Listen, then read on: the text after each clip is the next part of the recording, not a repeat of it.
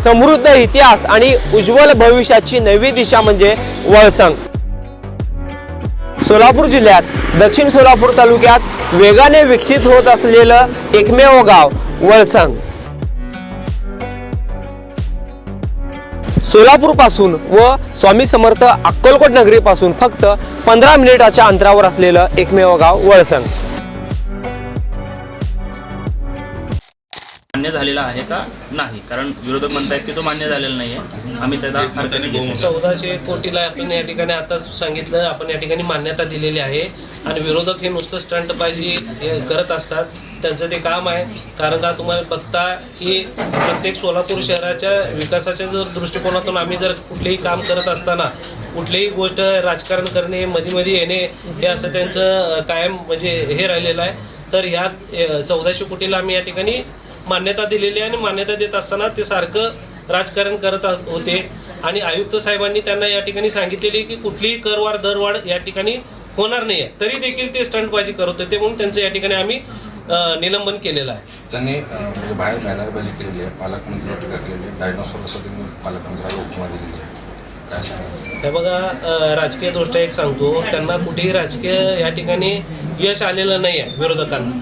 फक्त 4च नगरसेवक या ठिकाणी 20-20 नगरसेवक त्यांचे असायचे, एकेकाळ काँग्रेसची या ठिकाणी सत्ता असायची, पण आज त्या ठिकाणी तुम्ही बघितलात काँग्रेसच्या अपयशामुळं आज तुम्हाला काय काँग्रेसचे हाल झालेत, काय या ठिकाणी सेनेचे हाल झाले तुम्हाला माहिती आहे। आज त्या ठिकाणी 100 जागा लढवत असताना फक्त 2 जागा त्यांनी या ठिकाणी जनतेने त्यांना दिल्या, तर का बरं दिलं, तर हे फक्त स्टंटबाजी करणारे लोक आहेत। या ठिकाणी त्यांचं कुठलं ध्येय धोरण नाही आहे। स्वतः आज तुम्हाला माहिती आहे अनेक आता आपल्याला माहिती आहे की जे काही आता शहराध्यक्ष आहेत, शहराध्यक्षच आता आपल्याला माहिती आहे की एक मेसेज काय की अपयशी शहराध्यक्ष म्हणून या ठिकाणी शहराला या ठिकाणी त्या ठिकाणी ओळख आहे।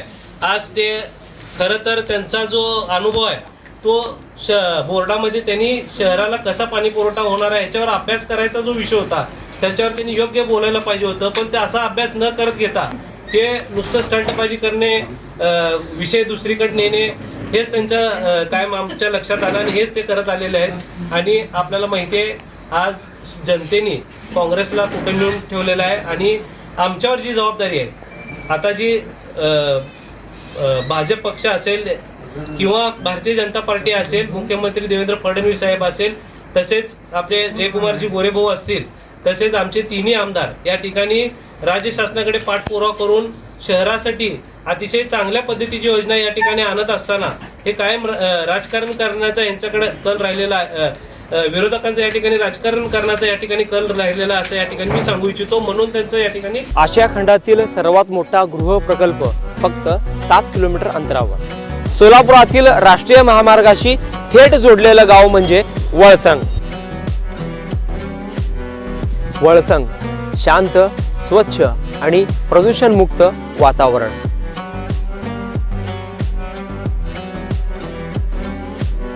जिथे वाढता विकास आणि भविष्यातील गुंतवणुकीची उत्तम गॅरंटी मिळणार आहे।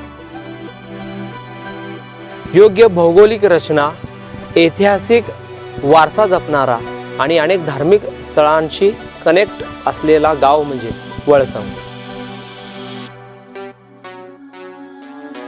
गुंतवणुकीसाठी सुरक्षित आणि भविष्य घडविण्यासाठी परफेक्ट लोकेशन फक्त वळसंग मध्येच।